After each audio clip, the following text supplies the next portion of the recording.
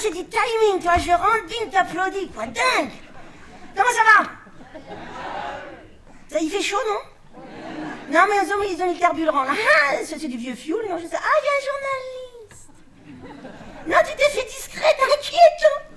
Si tu veux faire les photos, c'est maintenant, quand on commence. Tu préfères quand t'as fait une photo de la salle, parce que le principe, c'est quand même de faire une photo des spectateurs, c'est qu'ils t'achètent le journal après. Non, mais c'est normal, non, en province, c'est comme ça. Ils voient, ah, attends, il y a un journaliste, je vais voir si je suis sur l'image et tout ça. Par contre, je voudrais savoir, est-ce que tu vas partir avant la fin ou tu vas rester? Tu vas tout rester? Youhou! Presque un truc national, génial, bien. Alors, je voudrais savoir, est-ce qu'il y avait des gens qui ont été voir le magnifique spectacle d'Alice hier soir? Non, mais fais pas, si tu dis non, c'est pas la peine, tu lèves la main. Est-ce que tout le monde a lu des livres d'Alice Zenniter?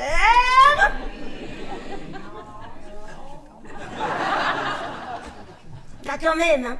Alors, et je voudrais savoir aussi, est-ce qu'il y a des gens de Ploua? Oula, il n'y a pas beaucoup de plouantistes. Plouantaines.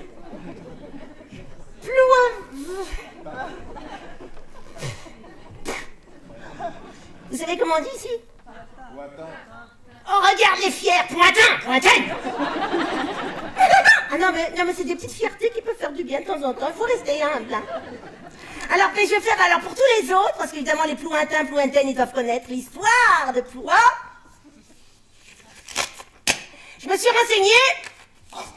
Non, c'est hyper intéressant. Enfin, c'est une occupation, quoi. Disons, alors, non, parce qu'il faut savoir que Ploua s'est appelé Plouéaza en 1198. Ecclésia de Ploua en 2000, j'arrive pas à le dire, ça. 1202, c'est vieux, hein. Ecclésia de Ploua, haha. Ils ont rajouté un ha avec un je sais pas pourquoi. À partir de 1212, qu'est-ce que c'est ce truc? Parochia de Ploua en 1230, Plouaza en 1259, Plouata vers là ils sont moins précis, 1330, Plouaza en 1362, Plouéaza en 1364, Plouéa et Ploua. Ils s'occupaient comme ils pouvaient, c'est pareil, hein. En 1428, Plouéaza en 1453, Plouaha en 1400. Qu'est-ce qu'ils foutaient? Je sais pas ce qu'ils font. Ils changent de nom, comme 1454, Plouaïa. Alors les Y arrivent. Et pas des Y avant, ils connaissaient pas les Y. En 1486, Ploua en 1513. Tu vas terminer? C'est intéressant, hein? Plouaha en 1536, Plohac. Le breton arrive, Plohac. Hein? Il arrive.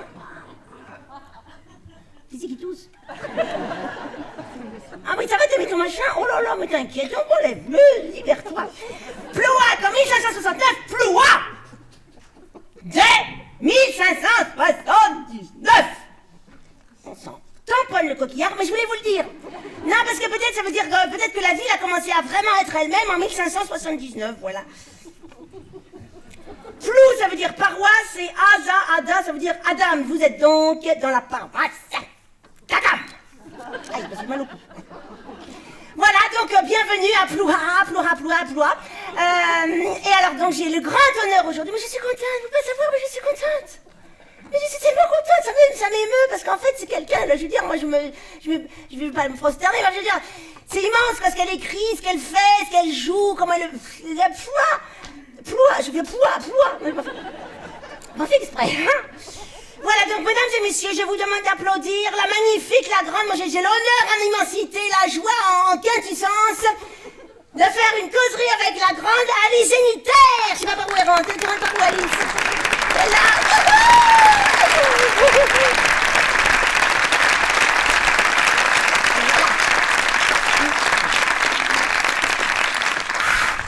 T'es pas de Ploua au moins? Non. Non, t'es pas de Ploua. T'es local? Je suis à l'Anlou. Tu dis carrément où t'es, mais faut pas dire après. Non, c'est vrai. Mais non, après tu vas voir des admirateurs, ils vont venir. Mais en fait, je pense qu'ici, beaucoup de gens le savent déjà. Ah bon? Y a pas de scoop? J'aime bien les scoops. Attends, plus j'en trouverai un autre, c'est pas grave.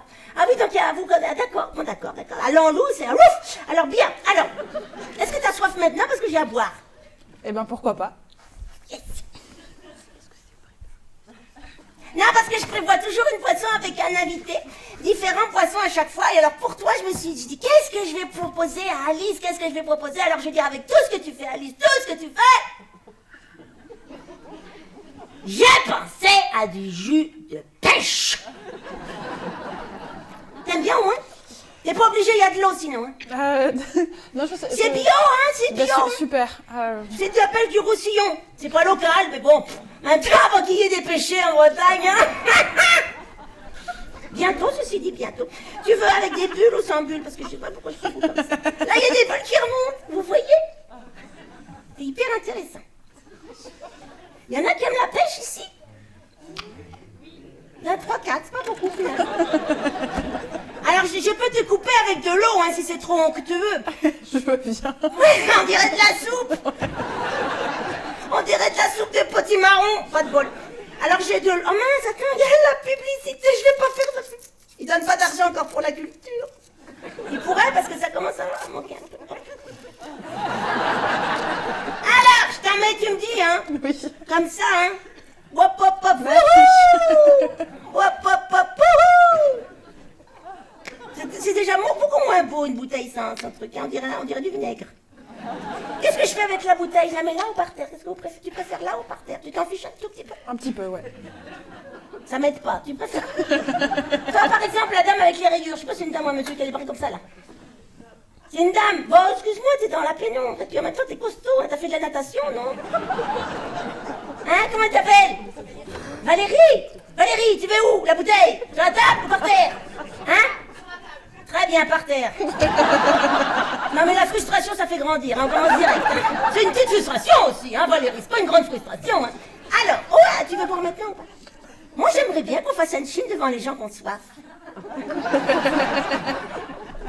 C'est bon, je suis sûre, ça va être très très bon.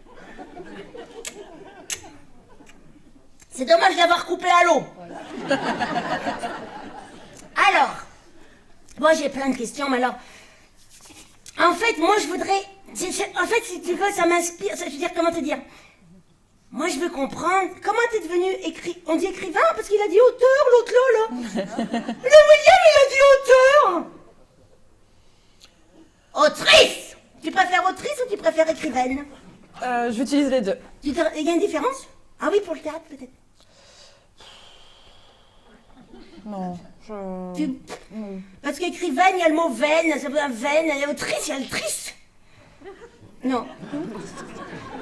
En général, ils te disent comment, les gens qui t'interviewent, que je sache un peu comment je dois t'interviewer. C'est une poussière. Assez souvent, ils demandent. Et parfois, quand ils ont en tête l'idée que la féminisation des non-professionnels ne doit pas exister, ils ne demandent pas, et j'ai beau dire que je suis autrice, ils répondent en disant « Et donc, vous êtes l'auteur de… » Et moi, je dis « Et donc, ça fait des années que je suis autrice. » Et eux disent « Et comme vous êtes l'auteur de… » Et on continue comme ça pendant longtemps. C'est un gars ou une fille, en général, qui te pose la question? En général. En général, hein. En général, Ah, c'est vraiment? un monsieur. C'est vrai? C'est de la résistance, je veux dire, il faut comment on est en 2000. Ah, vraiment? Mais c'est vexant, tu lui dis pas, Ouais, non, tu lui dis pas. Non. Ah, d'accord. Donc, tu es écrivaine ou autrice, c'est pareil pour toi. Alors, moi, je voudrais savoir, quand tu étais petite, hein, tu manges pas de gluten? Si. Tu manges du gluten? C'est bien rare. Tu manges du lactose? Aussi. Aussi. Et normal. Donc, quand tu étais petite, tu voulais faire quoi, en fait?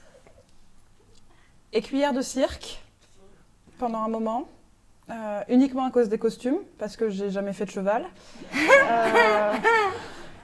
Ah ouais. Et ensuite, pharmacochimiste. Alors là, tu me regardes avec profondeur. je sens son œil qui rentre dans le mien et qui dit, est-ce que tu as compris, Emma? Pharmacochimie, ça veut dire fabriquer de la chimie, En fait, j'avais vu un épisode de Thalassa. Je sais si vous voyez cette Oui, ils ont un émission. certain âge, oui, ils connaissent. Hein? Et donc, j'avais vu un épisode de Thalassa où il y avait des gens qui étaient pharmacochimistes qui partaient, je sais pas où, faire de la plongée près d'une île pour récupérer des molécules sur des plantes ou des pierres au fond de l'océan, dans les coraux, je sais plus. Et après, ils allaient en laboratoire et avec ça, ils trouvaient un traitement pour je ne sais plus quoi. Mais à ce moment-là, ça me paraissait assez génial parce qu'il y avait à la fois le côté excursion au grand air, nager, ce qui a toujours été très important pour moi, et puis sauver le monde. Et je me disais, du coup, le métier est parfait. Ça a plus de gueule que le mec, ça a plus d'allure, que celui qui fait les Jeux Olympiques et qui nage et qui gagne. Il n'a pas vraiment sauvé le monde, mais il a nagé. Mais j'aime bien, vrai, l'alliance des deux. Tu nages encore, tu as fait de la natation, comme Valérie, un peu. Oui. D'ailleurs, vous avez des rayures toutes les deux, c'est drôle, hein. T'as fait de natation aussi. T'aimes bien nager encore? Ouais. Tu nages dans la mer, là, à Lanlou? Ouais. Il y a de la mer à Lanlou? Non, je vais là où elle est. Mais... Oui. Et tu nages là, par exemple, là, en hiver, Là, il fait un peu froid cette semaine. Mais Cette semaine, la semaine d'avant, elle était. Ah ouais, c'est bien déménagé. Il y en a qui n'aiment pas nager, à part moi, je veux dire. Non. Donc t'as pas voulu faire natation? Non. Et t'as fait de la natation quand t'étais petite? Ouais, pendant un peu plus de 10 ans. Oh la vache, tu devais être une sirène. C'est ça le papillon, non? Je faisais du papillon. Tu faisais du papillon? Oh là là là là. T'as fait du papillon, ça Valérie, toi? Papillon, c'est une nage, mais comment on a pu inventer un truc pareil, quoi? Qu'est-ce qu'ils ont pensé, les gars, quand ils... Allez, vite, partons. Oh là là. Non, mais ça fait bien. C'est comme ça qu'on fait le papillon, hein, Valérie? Alors, et tes parents, ils auraient voulu que tu fasses pas autre chose? Non, ils sont contents. Enfin, je veux dire, le fait que ta mère, elle écrivait, ton papa, il écrivait, il lisait. Mes parents écrivaient pas, non. Enfin, ils écrivaient, si, ils écrivaient. Bah, ils écrivaient. Ils Un courrier à l'occasion. Et ma mère lisait pas mal, enfin elle lit toujours, mais elle lisait quand j'étais enfant. Mon père lisait très très peu, en revanche il s'y est remis à la retraite. Mais j'ai grandi en voyant jamais mon père lire, mais il avait des livres d'avant, de l'époque où il lisait, et il disait toujours qu'il relirait plus tard, et j'y croyais pas du tout, mais le fait est que, premier jour de la retraite, il y avait des piles de livres partout dans le salon. Donc, c'est joli ça. Ouais. Ah, c'est magnifique, hein, il a dit, il fait. C'est un gars, il dit, il fait. Il dit qu'il fait, il fait. Ah, j'aime bien ça, c'est honnête. Hein. Ah ouais, tu as grandi dans l'honnêteté, c'est joli. Et ta maman, elle lisait, donc c'est elle qui t'a donné à lire certains trucs, ou l'école. En fait, la question hyper intéressante. T'as eu combien en bac de français? 16 et 18. Ah, frimeux. 18 à l'écrit? Non, 16 à l'écrit, 18 à l'oral. Oh la vache! Et Valérie, t'es combien? Oh la vache, elle est top. Alors tu savais, là à ce moment-là, tu savais que t'allais écrire? T'avais déjà écrit? J'avais déjà écrit. J'avais déjà écrit mon premier roman. Carrément? À ce moment-là, ouais. Publié et tout? Il a été publié quelques mois après. Après les 16, ils ont dit d'abord, on va voir combien elle va avoir au bac. Si jamais elle est en dessous de la moyenne, à mon avis, on va pas la publier, parce que quand même, faut quand même être... Ah la vache, t'as été publiée, mais t'étais toute... Ah ouais, donc à 18 ans, t'étais publiée. 16, en fait. 16 ans. Alors attends, t'as sauté quelle classe? Le CP. T'as sauté le CP. De la maternelle, bing, direct au CE1. Ouais. Qui c'est qui fait ce bruit-là? Ah ouais, t'as sauté le CP et ça t'a pas empêché d'avoir des copines quand même? Parce qu'il y en a qui disent, ouais, trop jeunes, ils ont moins de copines, ils sont un peu... Non? Non. Très bien, la natation, ça... Ah oui, donc t'arrives, mais 16 au bac, c'est... Ah oui, publié à 16 ans, donc... Ah ouais, quand même, hein. Waouh, ça t'a fait quoi, en fait? Ça t'a fait quoi d'être publié? T'en foutais? Non, je m'en foutais pas, mais en fait, à cette époque-là, alors de ma vie, mais j'ai l'impression que c'est un peu pour la même chose pour tout le monde, mais c'est un moment où on grandit beaucoup et où on change beaucoup. Et en fait, le temps qui s'est passé entre le moment où j'ai rendu le manuscrit, où on a accepté de me publier et où le livre est réellement sorti, il y a eu 1 an ou 1 an et demi. Et en fait, quand le livre est sorti, moi, j'étais déjà plus tellement contente de ça, et j'avais l'impression que j'étais déjà une personne beaucoup plus grande, et que c'était un livre qui avait été écrit par une petite, et voilà. En fait, j'ai été 1000 fois plus heureuse au moment où on m'a dit « on va vous publier » qu'au moment où le livre est réellement sorti. Ah oui, et tu le relis, tu l'as relu après? Enfin là maintenant, des années après, tu le relirais, tu serais comment? Enfin, alors je l'ai réouvert il y a pas longtemps parce que pour un entretien avec un journaliste, Richard Guettet, il m'a demandé de retraverser un peu toutes mes publications et de donner une citation de ce livre-là. Et comme je le connais plus par cœur du tout, je l'ai sorti du fin fond d'un placard. Et je pensais que j'étais assez vieille maintenant pour pouvoir le regarder avec la tendresse qu'on a envers ces bêtises d'enfants. Et en fait, non, ça me fait un peu mal quand même. Mais il a quand même été acheté. Oui, principalement par ma famille et les amis de mes parents. Mais c'est déjà bien. Il l'aurait pas fait, dis donc, ça aurait été vexant. C'est vrai. Ah oui. Et alors, donc ça, c'est ton premier livre. Après, donc, t'as eu envie d'écrire. En fait, je voudrais savoir comment, adolescente, tu trouves le temps avec le bac et tout ça, d'écrire un livre. Combien de pages? Il est petit. Je pense qu'il doit faire une centaine de pages. Ça dépend de la taille de la police, hein. Ah mais quand même, mais t'as trouvé le temps, t'avais besoin en fait, c'est ça? Pourquoi c'est ça, elle est belle cette question, hein. Pourquoi t'as eu besoin? Qu'est-ce qui fait que toi, ado, parce qu'on a les copines, on a la natation, tout ça, les copains, qu'est-ce qui fait que t'as eu besoin t'as pas eu besoin de prouver rien à personne, t'avais envie de t'asseoir à ta table et d'écrire? Alors j'avais commencé à écrire avant ça. Moi j'ai vraiment commencé à écrire à partir du moment où j'ai su maîtriser la graphie. C'est-à-dire à partir du moment où je pouvais physiquement écrire, j'ai écrit des histoires. Et j'ai su physiquement écrire assez rapidement, puisque ma grande sœur m'a appris quand j'étais toute petite, d'où le fait que j'ai sauté le CP. Et j'ai écrit des histoires avec mes sœurs. Au début, ça faisait partie de nos jeux à trois. On construisait des cabanes, on faisait semblant d'être au bain des bois. Et puis, on écrivait des histoires où il se passait plein de trucs, avec des trolls, des princesses, des enlèvements. Et en fait, j'ai toujours continué. Et donc adolescente, adolescente, je continuais à le faire aussi. Alors, j'écrivais des fanfics. Des quoi? Alors, aujourd'hui, ça s'appelle des fanfics. Ça s'appelait pas comme ça en tout cas, je le savais pas quand j'étais gamine, mais c'est des versions d'une histoire, mais qui sont écrites par des fans pour, tu vois, parce qu'ils aiment trop l'histoire, ils ont envie de, je sais pas, de faire exister plus un personnage, ou de mettre leur personnage dans cette histoire-là, ou juste de continuer à vivre dans cet univers. Et donc, c'est pas du tout destiné à la publication, c'est généralement destiné à être lu entre soi. Et du coup, moi, je faisais des fanfics du Seigneur des Anneaux quand j'étais adolescente. Et c'est pas ça que t'appelles?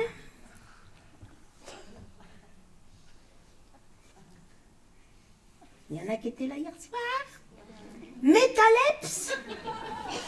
Alors ça... C'est ça que t'as fait des métaleps? J'ai fait des métaleps. Ça, c'était métalepsique. C'était métalepsique quand t'as fait tes trucs avec le Seigneur des Anneaux dans d'autres histoires. Ah, je comprends pourquoi t'en as parlé hier soir, parce que t'as été biberonné au métaleps, quoi. En fait, c'est génial. J'ai toujours trouvé que que ça faisait partie du rapport qu'on a aux fictions. En fait, les métaleps, pour ceux qui n'étaient pas là hier soir... Fallait venir. Tant pis.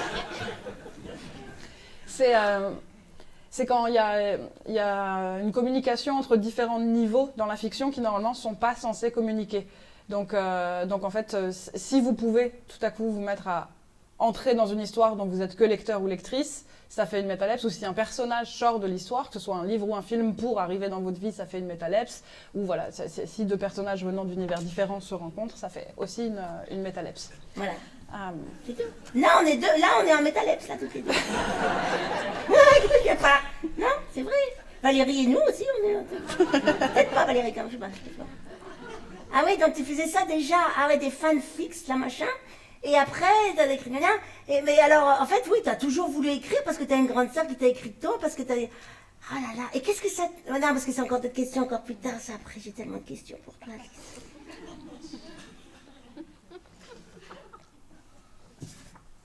Faut que je m'ordonne, parce que sinon, si je vais aller n'importe où, ils vont pas nous suivre. Donc là, au présent, maintenant, ça y est, t'es écrivaine, autrice, tu l'es, ça y est. À quel âge tu t'es dit, ça y est, c'est ça. Voilà, pouf 5 ans, 6 ans C'est ça où tu dis, non, il n'y a pas de choix, de toute façon. J'ai fait parce que tu as fait beaucoup d'études, en plus. Pourquoi tu as fait tant d'études?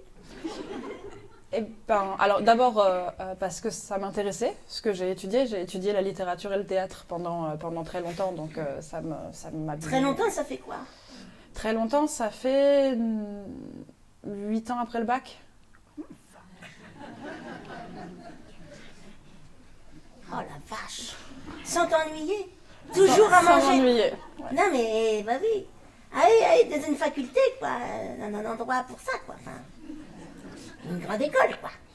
C'est ça. Donc pendant 8 ans, tu as étudié la littérature. Donc alors, qu'est-ce qu'on appelle la littérature, en fait? C'est quoi? C'est de maintenant, tu remontes au début de l'écriture?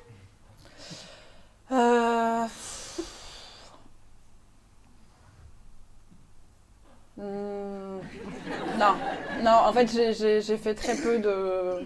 Les vieux Grecs, tu n'as pas fait? Ah, si, c'est ça, plutôt en théâtre. Ah oui, oui. Plutôt en théâtre, et sinon, sinon ça commence après la période médiévale, en fait. Moi, j'ai jamais fait la partie où tu fais du vieux français et puis tu travailles sur des textes écrits en parle en vieux roi français. et tout ça, là. Ouais, En François, là. Pour écrire correctement. Non, pourquoi il écrit pas correctement? Et donc, à partir de là, donc tu as fait 8 ans, et tu as fait la cagne, l'apocagne, J'ai fait. Avant les 8 ans? Non, c'est compris dedans. Ah, c'est compris dedans. Bravo. Et quand tu as décidé, ça y est, maintenant j'ai toutes mes études, c'est fini. Mais tu as écrit pendant tous ces temps-là aussi? J'ai écrit pendant... alors, pas pendant la prépa, parce que d'abord, ça me prenait beaucoup de temps, et puis aussi c'est devenu un peu... à ce moment-là, la littérature, elle est devenue un peu paralysante. C'est-à-dire qu'avant que j'aille faire une prépa littéraire à Paris, mon rapport à la lecture et à l'écriture, c'est ce que je disais, il a commencé avec mes sœurs, il était hyper simple, il était très... j'ai pas beaucoup réfléchi à ça, je faisais ça parce que j'aimais ça, je lisais parce que j'aimais ça, et puis tout à coup, je suis arrivée dans un endroit où déjà il y avait une distinction entre ce qui était le bon goût littéraire et le mauvais goût littéraire. Oui, il y a des livres que c'est bien d'aimer, il y a des livres c'est un peu la honte de les aimer, c'est la même chose pour les films, pour tout ça, donc on te le fait bien sentir, et donc du coup je pense que je me sentais moins à l'aise avec les choses que j'aimais ou non, je me posais beaucoup plus de questions. T'avais peur que ce soit pas dans le bon machin, quoi. Et t'aimes un truc, les profs ils vont penser quoi là? Ah mince, zut, j'aime un truc qu'ils aiment pas. Du coup t'en parles pas. Mais c'est nul! Tu le caches, tu le mets pas dans les dissertations.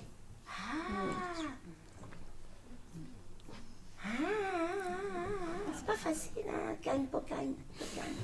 Et ça c'était la préparation, donc la prépa qu'on appelle ça. C'est les pocagnes. C'est les pocagnes, ouais. Ah, et après, une fois que tu as fait littérature, théâtre, là, ça allait, là, ils étaient cool, quoi. Non? Après l'hypocagne, là, il y a combien de cagnes dans ton truc? Il y en a 2? Alors, j'ai fait 2 cagnes, donc j'ai fait hypocagne, cagne. Mais pourquoi faire 3 cagnes? Parce que...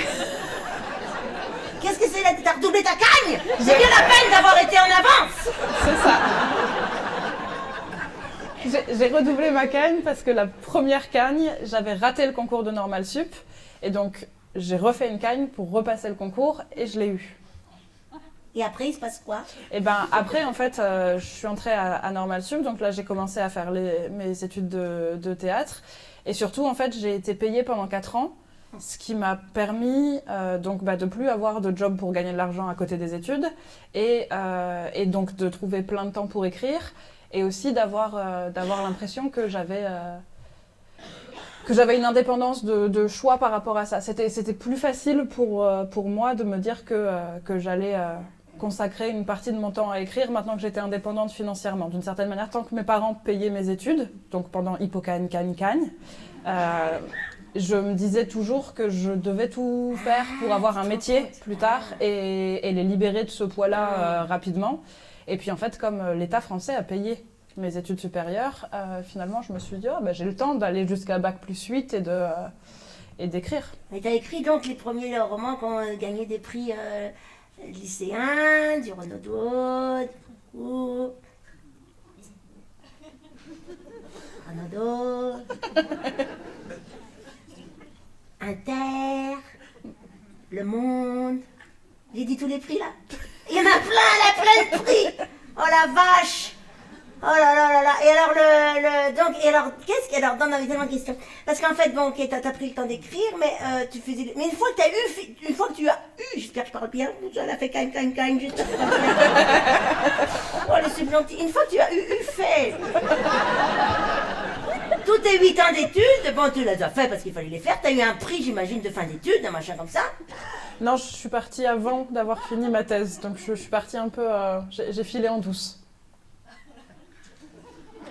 L'État français le sait. Il y a des gens de l'État français ici.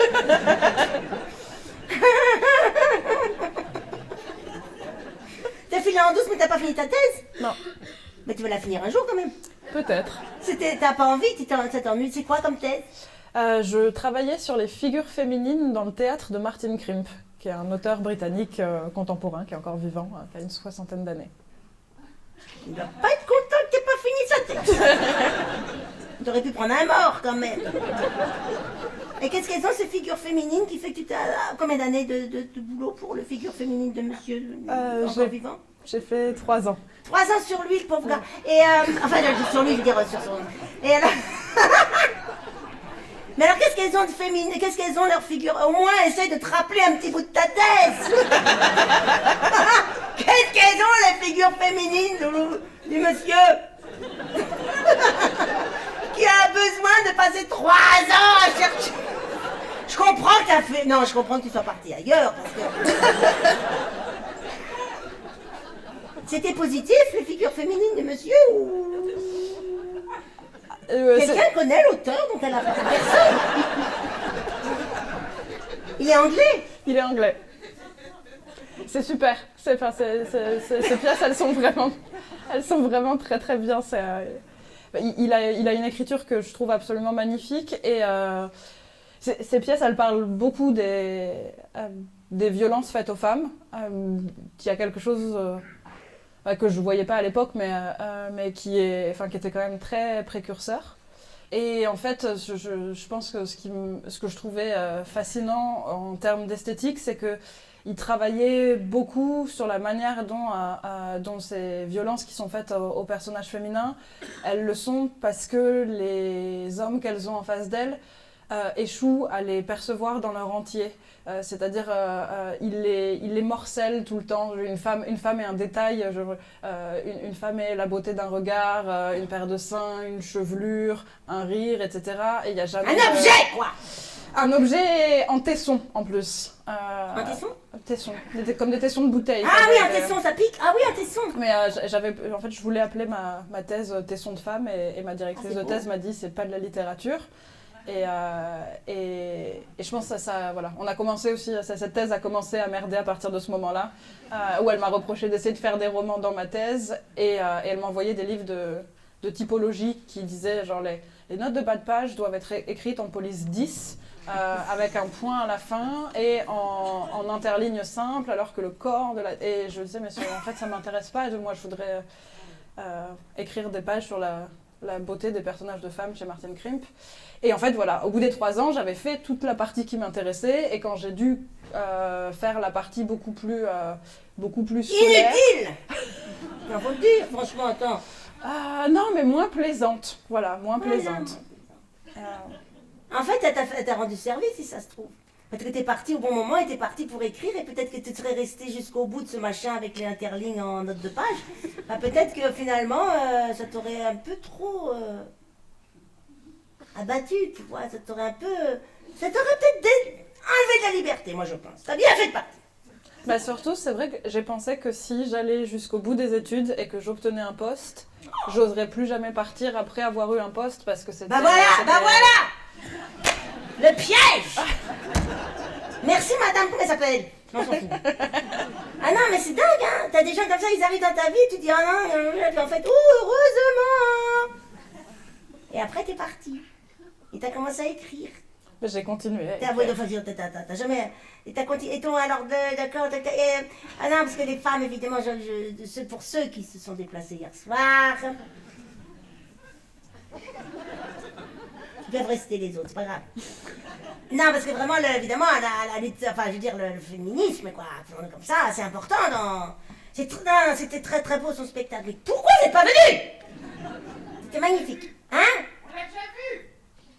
Avant. Je suis pas sourde, hein.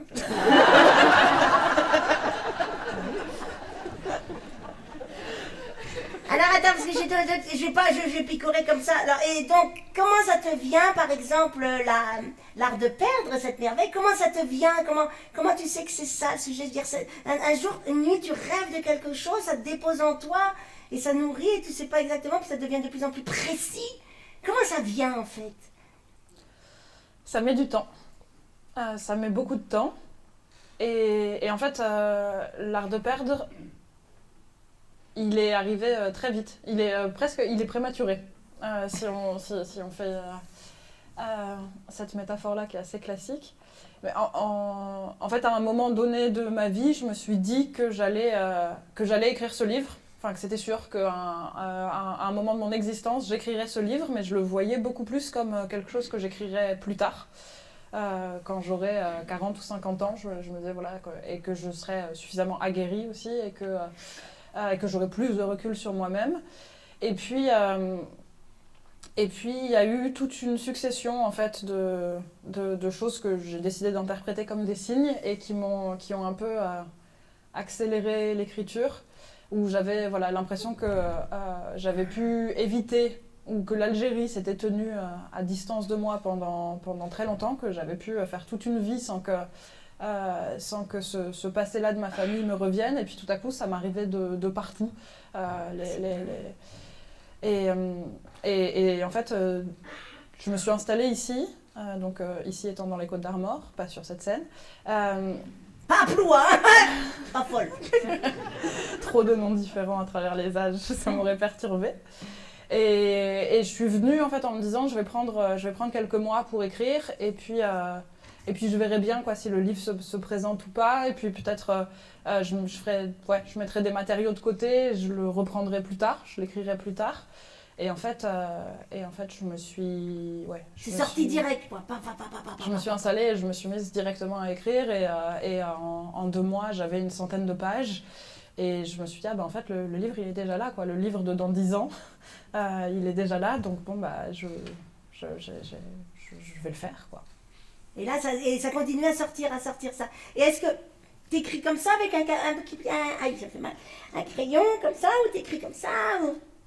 Comment t'écris en fait? Est-ce que tu fais des plans avant? Est-ce que t'as, par exemple, l'art de perdre, est-ce que tu dis ok, j'ai fait 100 pages en 2 mois, mais est-ce que tu avais le plan de toute l'histoire? Ou bien est-ce que tu te laisses aller et puis tout à coup, hop, ça se bifurque que t'as pas pensé? Les deux? Peut-être. Non, j'avais pas un plan détaillé. Quand j'ai commencé à écrire, j'avais l'idée des 3 parties qui correspondaient aux 3 générations de la famille. Dans un premier temps, avant de commencer vraiment à écrire, quand je commençais juste à penser au livre, j'imaginais que tout allait être par le prisme de Naïma. Et même puisque je commence à écrire toujours sur des carnets, et comme ça de manière un peu éparpillée, parce que je trouve ça moins impressionnant aussi. Si je m'assieds devant mon ordinateur et que j'ouvre un fichier et que le fichier est censé être le texte du livre, eh ben c'est trop impressionnant, et je pense que ça me condamne. Avec les notes et l'interligne en bas de page. Ah oui, avec des petits carnets comme ça, et tu les perds pas. Ça va. Ça m'est jamais arrivé d'en perdre. Non, mais de toute façon, tu les perdrais, tu retrouverais immédiatement, parce que l'essentiel, tu peux pas le perdre. Tu manges du gluten, je t'ai déjà demandé. Alors donc tu te mets à la table, est-ce que tu as un endroit particulier à chaque fois que tu cherches des maisons? Parce que je sais qu'elle a fait un grand voyage, là on dirait pas, mais elle a quand même un décalage horaire de 13 heures. 24 heures, combien? 10. 10 heures, ça se voit pas, hein? Parce qu'elle est allée à l'autre bout du monde. Elle n'est pas allée nager avec des pharmacochimicaux, machin. Mais elle est allée écrire, à chercher encore de l'écriture. Donc tu cherches des maisons, mais comment tu sais quand tu vas t'installer dans une maison pour écrire? Comment tu sais que c'est la bonne maison? Parce qu'il y a des maisons, tu peux être bloqué, quoi. Tu sens, tu sais. Là, quand tu es venu ici, dans le coin, là, en Côte d'Armor, on dira par où, tu savais que c'était la bonne maison, quoi. T'as pas eu un doute. T'as cherché, t'as changé le bureau de place, tu dis non, devant la fenêtre, non, la fenêtre dans le dos, surtout pas derrière une porte, c'est pas feng shui, tout ça, non? J'écris assez facilement un peu partout. T'as pas besoin d'une mise en scène autour de toi. Au petit déjeuner, tu peux écrire Alors, je peux. Après, je suis pas du matin. Donc, j'écris peu le matin. En fait, généralement, le matin, je vais marcher, je vais... Vider. Ouais. Et je laisse du temps pour que les idées soient en place. Et j'écris l'après-midi et en début de soirée. Ah, c'est ça, de telle heure à telle heure. Est-ce que tu te fixes une limite ou bien est-ce que tu te dis là... Oh là, il est 20h, les infos. Qu'est-ce que je fais? Je continue pas. Non, tu te laisses aller. Tu te fixes pas comme si... Non, parce qu'en fait, ça dépend complètement. Il y a des jours où j'ai envie d'écrire et où ça marche pendant 5 heures, 6 heures. Il y a des jours exceptionnels où je peux le faire pendant 10 heures, mais ça c'est très très rare. 10 heures. C'est très très rare. Mais tu manges au moins un peu. Très peu. Dans les journées de 10 heures, c'est pas du tout le plus important, mais il y a aussi plein de jours où en fait, quand j'écris 2-3 heures, j'ai l'impression que c'est bon, j'ai fait le tour de ce que je pouvais faire aujourd'hui. Et tu te forces pas à rester pour dire non. Tu sens que c'est fini, quoi, il faut faire une pause, quoi. Ouais. Et quand est-ce que tu sais que ton livre il est terminé? Tu le relis combien de fois? Ah bah ouais, c'est une grande question. Combien de fois tu dis, ah là, je sais, là c'est fini. Des fois tu dis, ah non, là à la fin, c'est pas ça que je voulais. Tu recommences. Tu es contente toujours quand tu écris? Toujours c'est bien? Non. Ah. Non, il y a des jours où c'est nul. Il y a des jours où Moi, nul de toi, ça m'étonne, hein. Non, mais nul, tu veux dire ça ne correspond pas, quoi. Non, mais il y a ça aussi, pendant le temps où personne n'a lu où personne ne lit ce que je fais, pendant le temps où il n'y a que moi qui suis face au livre, alors je peux vraiment projeter tout et n'importe quoi, et il y a des jours où je suis emportée par des crises de mégalomanie joyeuse, et je suis là genre, tu tiens ton chef-d'œuvre, ne lâche rien. Et il y a des jours où je me dis, c'est nul, c'est nul à chier, et puis de toute manière, rien n'a de sens. Pourquoi tu passes tes journées à écrire? Ça n'a aucun sens de passer ses journées à écrire aujourd'hui. Ça aura aucun impact. Pourquoi t'as choisi ça?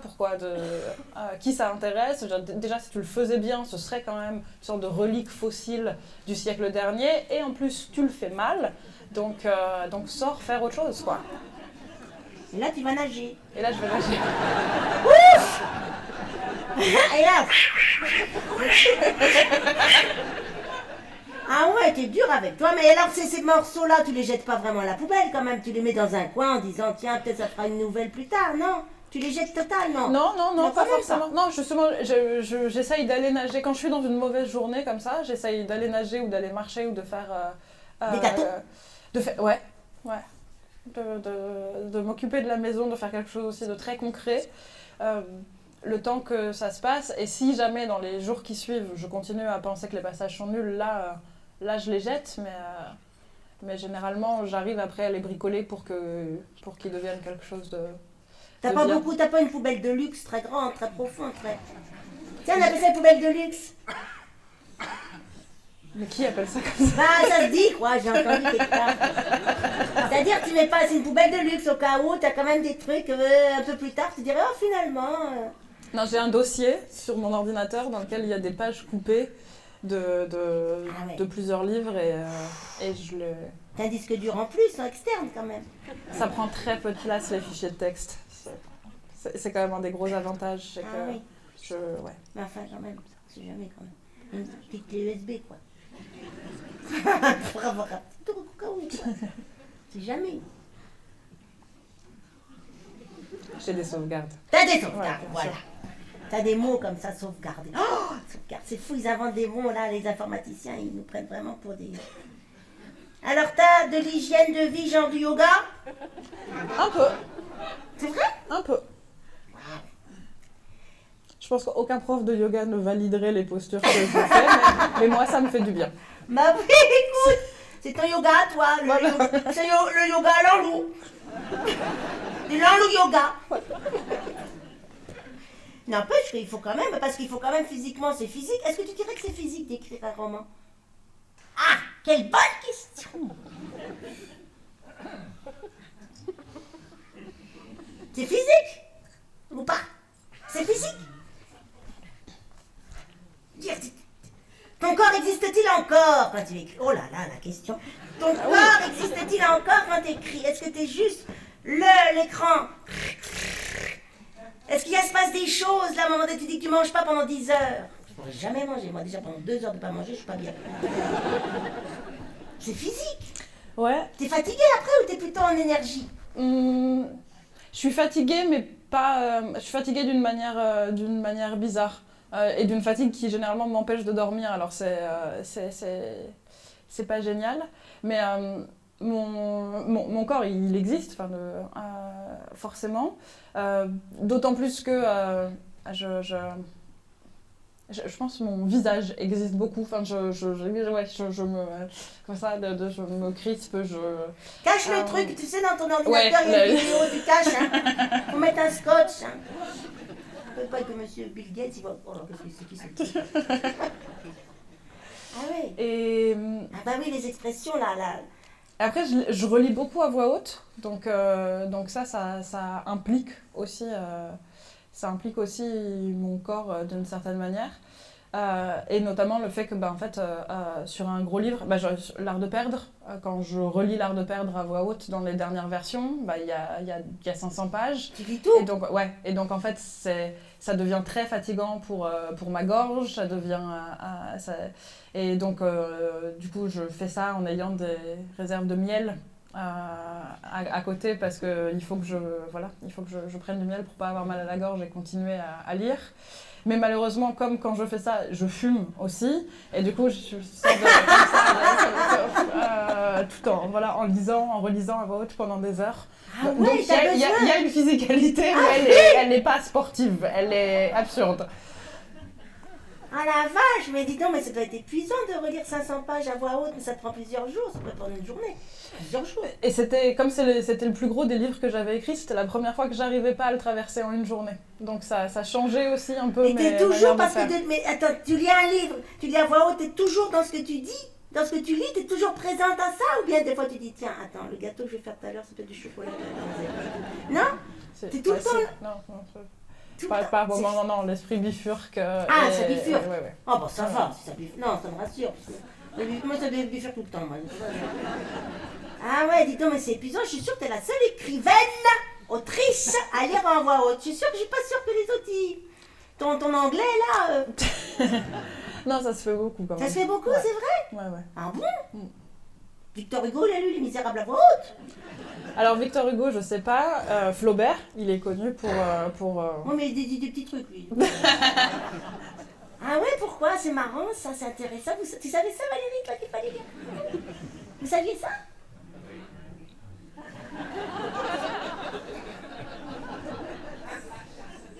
Alors, est-ce que c'est des personnages qui décident de ce qu'ils vont vivre? Mais pas du tout. Enfin, je veux dire, est-ce qu'ils ont une... Est-ce que des fois, tu te fâches avec eux? Non, tu dirais... Il y a des gens, ils font ça. Hein. Des gens, ils disent, c'est les personnages qui vont là, qui décident. Hein. Il y en a un. Non, en fait, moi, ce que j'expérimente, parce que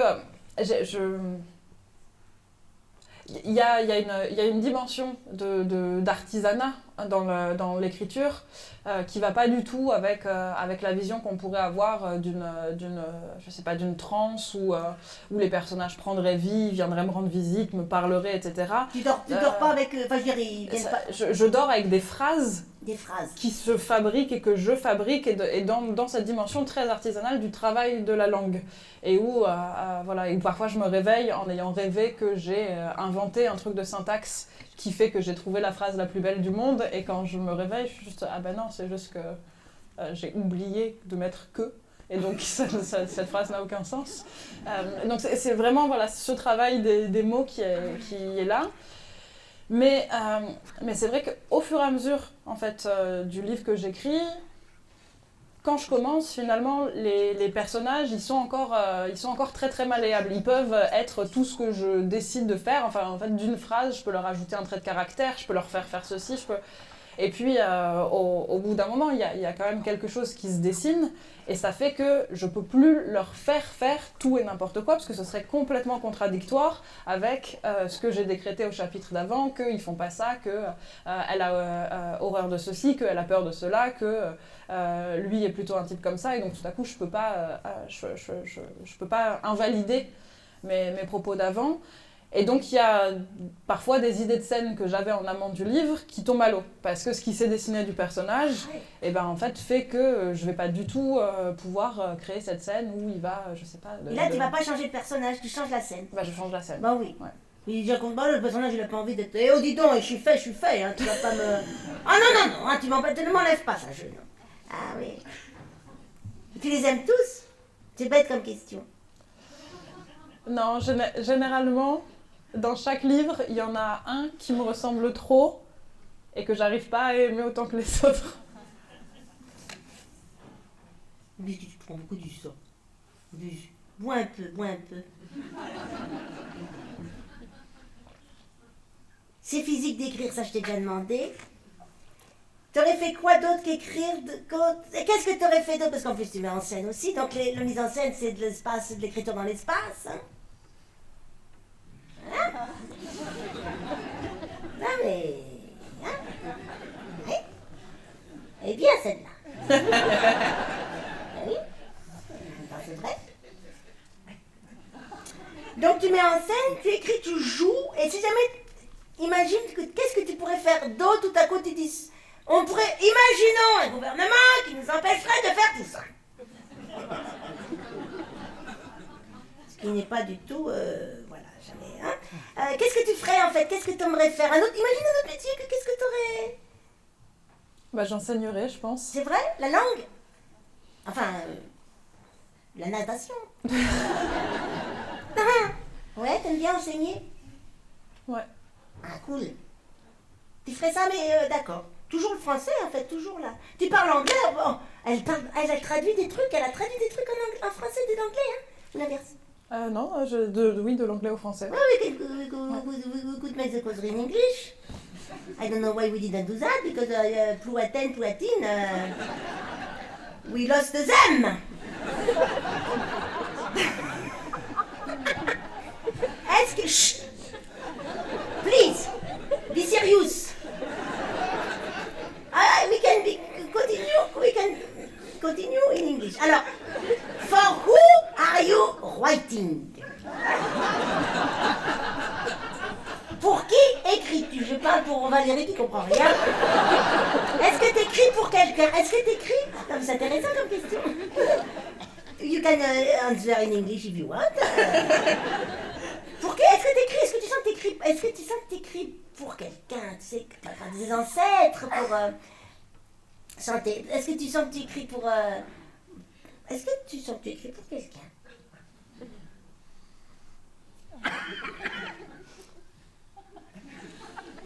Pas vraiment. Pas vraiment. Quand j'essaye de réfléchir au lecteur ou aux lectrices que j'imagine pendant que j'écris, ça devient... du coup, en fait, ça devient très théorique. Enfin, je sais que... non, en fait, c'est... Tu peux dire non, hein. Non, c'est ça. You can say no, hein.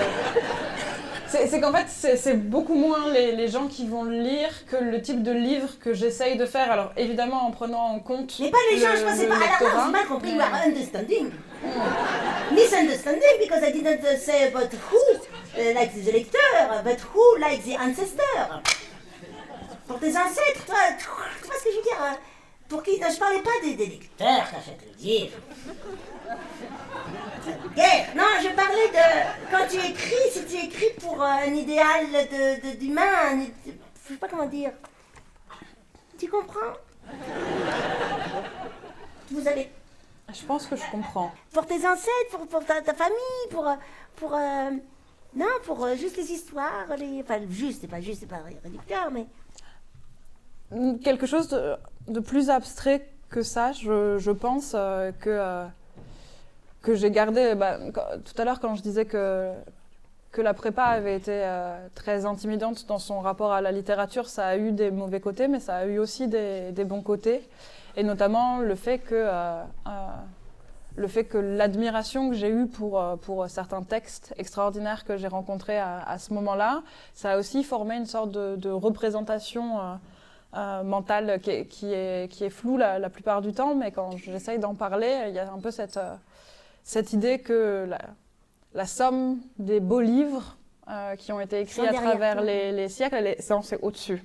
Il y a comme une grosse planète faite de tous les livres puissants et forts et beaux qui ont existé et qui sont encore, qui grandissent encore du fait qu'ils sont mis en relation avec d'autres, qu'on peut les lire avant ou après tel autre qui se répondent, etc. Donc c'est un univers en expansion constante, quoi. C'est ce truc de littérature.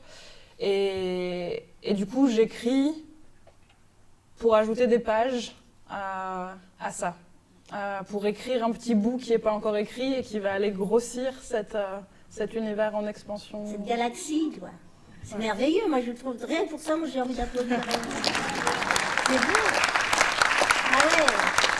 Ah là là. Ouais, c'est grave. Ouais, non mais là. Et alors donc, qu'est-ce que tu dirais qui est important dans les livres, dans la littérature? Est-ce que c'est d'être en lien, parce que des vieux Grecs là que tu lis et que ça t'émeut là, 2000 ans, 3000 ans après, 4000 ans après, moins. Enfin bref, bon. Si ça t'émeut comme ça, c'est quand même qu'il y a un truc, il y a quelque chose, quoi, il y a quelque chose, quoi, qui a un fil, tu vois, qui a traversé les sens. Non? Oui. Tu vois, c'était en lien, et que toi-même tu crées du lien avec, c'est comme si tu créais c'est comme si tu fabriquais des ponts, quoi. Ah. Tu vois, c'est comme si voilà, moi je suis sur cette rive, voilà, alors je suis en train d'écrire et je me rapproche de toi en face, et pour qu'ensemble on fasse un voyage, c'est magnifique. Moi je trouve ça magnifique. Moi aussi. Non, parce que je trouve que ça... T'aimes bien ton métier? Ouais. Ah ouais, vraiment, t'en ferais, ah ouais. Ah ouais. Et alors donc, tu reviens d'un endroit très lointain. Elle était en New Caledonia, en Nouvelle-Calédonie. Elle était en Nouvelle-Calédonie. Tu veux parler de ton prochain livre que tu as déjà commencé en Nouvelle-Calédonie? C'est pour ça qu'elle est un peu... Ça veut dire qu'elle a un décalage horaire, quoi, ça se sent pas, mais... Elle voulait dire que j'étais lente et elle s'est retenue au dernier moment, on est d'accord. Mais non! Non mais elle était partie... Pourquoi t'es partie en Nouvelle... Pourquoi t'es partie si loin? Qu'est-ce que t'es allée faire en Nouvelle-Calédonie? Je suis allée écrire sur une histoire...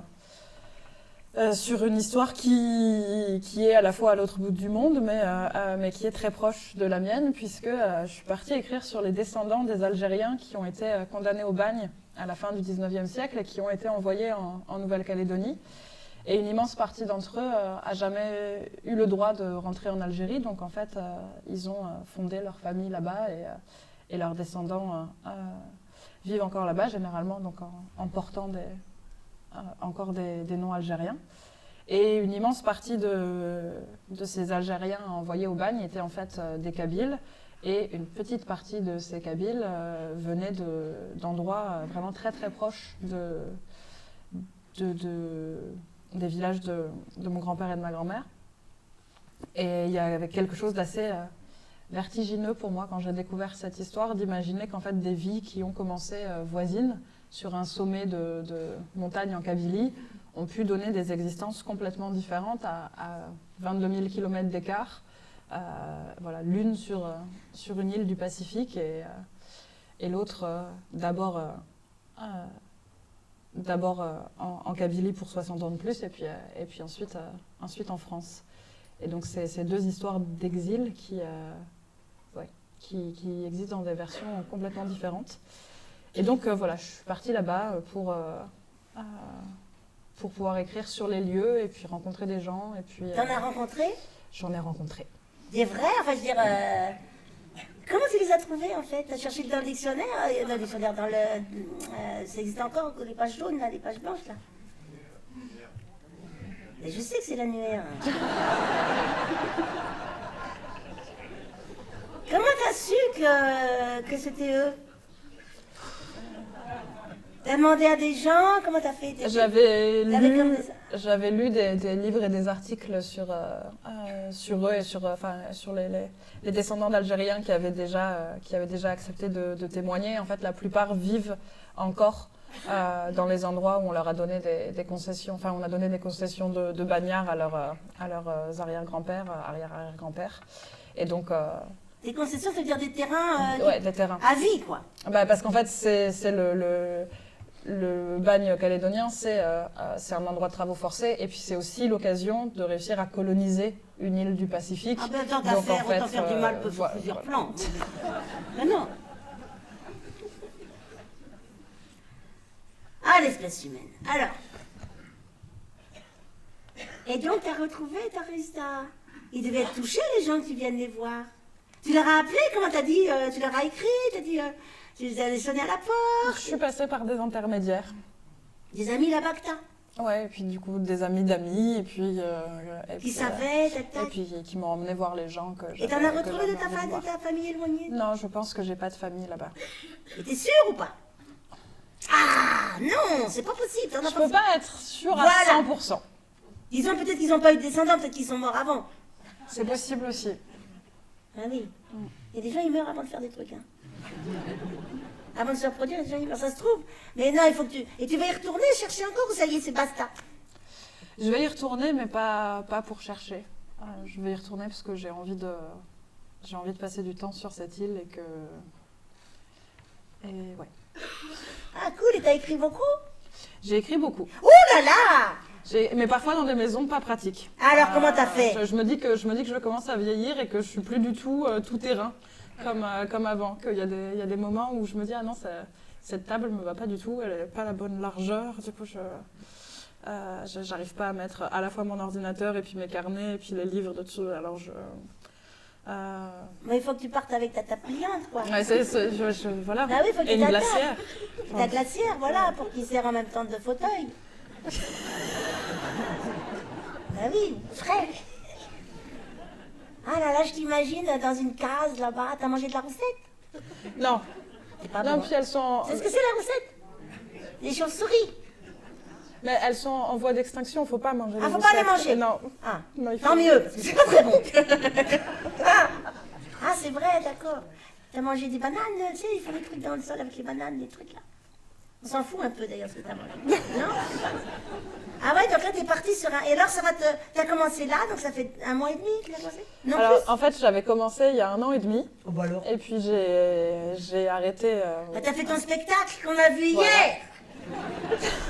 C'est ça t'a pris aussi? Parce que ça c'est pareil, l'écriture du spectacle par rapport à la littérature, c'est différent? Ouais. Ouais. Ouais, c'est différent. C'est que à la table ou des fois tu fais sur le plateau Pas forcément sur le plateau, mais je tournicote beaucoup plus. Je me lève et je fais des ronds, je marche pendant que j'essaye des trucs. C'est beau spectacle. Tu vas le jouer encore là? Je vais le jouer encore, mais c'est bientôt fini parce que j'arrête en septembre. Pourquoi t'arrêtes? Parce que ça me laisse pas assez le temps d'écrire. On a fait les deux. Mais j'y arrive pas. Mais pourquoi t'as besoin d'autant de temps? T'as besoin d'autant, c'est-à-dire il faut vraiment en fait que t'aies... Parce qu'effectivement quand tu vas jouer, tu pars là, ça te met une journée, plus qu'une journée en plus, parce que forcément tu te couches tard. T'arrives pas à t'endormir. Voilà. Et le matin tu t'es tard, c'est une journée, ça fait 2 jours qui sont fichus, qui sont pas dédiés à l'écriture. Donc t'as besoin de combien de temps pour être peinarde qu'on t'embête plus? Là, par exemple, imagine en septembre, c'est le dernier, hop, Alors, je comprends pas bien la question. Tu l'as compris, toi, Valérie, la question? Je veux dire que là, tu décides, bon, moi, en septembre, après, c'est fini, je veux plus. Là, c'est ma dernière spectacle en septembre, je veux plus, et je veux bien, à la rigueur, en décembre. Non, même pas. Non. En janvier, en février, en mars, rien. Non, parce qu'en fait, je vais commencer à la fois à travailler sur un autre spectacle, et puis à Tu vas faire les deux, voilà. et puis à finir ce livre, donc... Oh la vache. T'as pas le temps de faire des gâteaux, là, avec tout ça. J'ai fait un banana bread hier. Ah, tu l'as amené. Tu l'as mangé. C'est bon, le banana bread. C'est English. Alors, est-ce qu'il y a encore des questions? Parce que moi, j'adore. Donc, tu fais dramaturge, tout ça, ta. Et voilà. Pour qui t'écrire, il fait pas d'autres années. Métaleps, t'en as déjà parlé, hein? Ouais, on en a parlé. Tu te souviens, Valérie, ce que c'est Métaleps? Et est-ce qu'il y a eu un livre choc? Un livre, t'as commencé à écrire, donc finalement, l'écriture est venue presque avant la lecture, dans le sens où tu étais en train d'écrire avec tes sœurs et c'était joyeux et t'as pas eu besoin d'avoir un livre qui te dit « Waouh, c'est ça, la littérature !» Si? Non? Non, non, parce que l'écriture et la lecture sont arrivées ensemble, donc en fait les premiers livres et donc sont arrivés très tôt, donc les premiers livres qui m'ont marqué c'est des livres pour enfants et notamment l'Histoire sans fin, dans lequel il y a énormément de métaleps. L'Histoire sans fin est une succession de métaleps. Et ensuite, je pense plus âgé, c'est pas vraiment un livre, mais la rencontre avec les livres de Roberto Bolaño, qui est un auteur chilien, mais qui a beaucoup écrit en exil. Il y a eu quelque chose où je me suis dit, ah ben c'est ça, la littérature, parce que non seulement c'est très dense, c'est très bien écrit, et c'est merveilleusement drôle. Et en fait, je crois que j'avais oublié pendant quelques années d'études où je l'ai fait avec beaucoup de sérieux, quoi, cette pratique de la littérature. J'avais oublié à quel point c'est merveilleux quand la beauté est aussi capable de faire rire. Ah oui. Et voilà.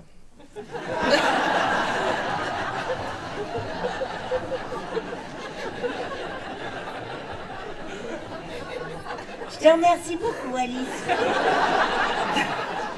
De rien. Vraiment, je trouve que... Et d'ailleurs, j'ai envie pour terminer, j'ai envie juste, là, parce que je voulais faire ça après, mais j'ai envie, Wilfried, tu permets, Wilfried, ça t'ennuie d'envoyer la musique? Non, mais c'est un petit cadeau que j'avais envie de te faire, et je me dis, tiens, autant l'écouter, vraiment. Il faut peut-être pour ça que je me taise.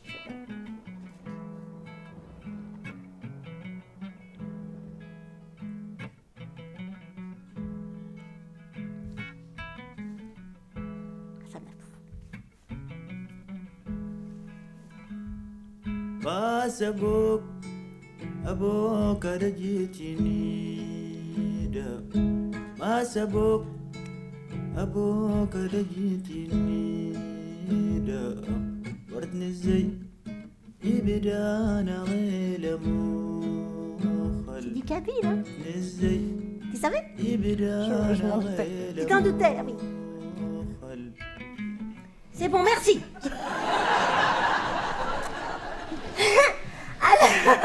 Bah oui, c'est oui. Très très, mais tu la remettras après pour les sortir, quand les gens ils vont sortir, ils vont être tout émus. Alors là, qu'est-ce qui va se passer pour demain, après-demain? Tu fais quelque chose? Parce qu'en plus, oui, c'est vrai qu'on n'a pas dit qu'elle a fait un film. En plus, elle a réalisé tout ça, elle a écrit le scénario, elle a réalisé tout ça avec Benoît. Enfin, en plus, elle a fait, ça suffisait pas, les romans, ça suffisait pas, la dramaturgie, la mise en scène, le jeu. Je fais un film. Alors il sort quand? Comment il s'appelle? Il s'appelle Avant l'effondrement. Il sort le 19 avril. Un mercredi, forcément. Un mercredi, exactement. Et avant ça, on va le montrer le 26 mars dans le cadre des Escales de Binic. Alors là, on va vous revoir. C'est à quelle heure, tu sais ou pas? Non, j'aurais dû pas regarder. Parce Mais qu'elle comme je viens de rentrer de Nouvelle-Calédonie, je suis encore un peu... Ouais, mais il y a des trucs que t'aurais pu penser. Ouais, c'est vrai. C'est vrai. Au moins l'horaire de ton film. Oui. Donc c'est le dimanche 26 où on pourra voir en avant-première le film. Tu auras aussi des livres à vendre. Je crois. Ah bah ouais. Ah oui, non mais des merveilles. Non vraiment, alors tous ceux qui n'ont pas encore lu, allez Zénithia, mais alors courez à la... Non, demain c'est dimanche. Mardi, allez à la librairie, quoi. Parce que vraiment, moi j'adore. Est-ce que tu as un truc que tu as envie d'ajouter, comme ça, avant qu'on aille boire un verre? Qu'est-ce que tu aurais envie de... Je sais pas. En même temps, tu as dit tellement de choses. Non, ça va, le sirop de pêche, c'était pas terrible. Hein. C'était pas... Ça brûle un peu. C'est pas... Ouais. C'est pas votre faute, mais c'est vrai qu'on est un peu... On n'a pas eu une bonne boisson, quoi. On n'a pas fait honneur. Mais si vous voulez, je la mets sur le bord du plateau, comme ça après, il y en a un qui part avec. Je le donne, c'est bio. Voilà, bah écoutez, mesdames et messieurs, moi tout ce que je peux vous dire, c'est que j'ai eu un honneur infime et un grand plaisir de parler avec toi. J'ai appris beaucoup sur la littérature. Je rentre direct, je finis ton livre, que j'ai pas encore fini, mais je veux pas que tu me racontes la fin. Comme un empire dans un empire. Quand même, j'aurais des questions à te poser après, parce que je voudrais savoir un truc là sur le livre. Et puis on se retrouve le 26. Et aussi le 24 mars, je serai avec Rufus à discuter avec lui à Pordic. Voilà, je voulais juste vous informer ça. À Pordic. Mais après, on se retrouve à Binic. Pordic, Binic, c'est vraiment côte à côte, quoi. On va amener votre tente, votre glacière, on va camper. On va rester dans le coin. Voilà, bah écoutez, mesdames et messieurs, je pense qu'on peut applaudir la belle, la grande Alice Zénithia. Merci beaucoup.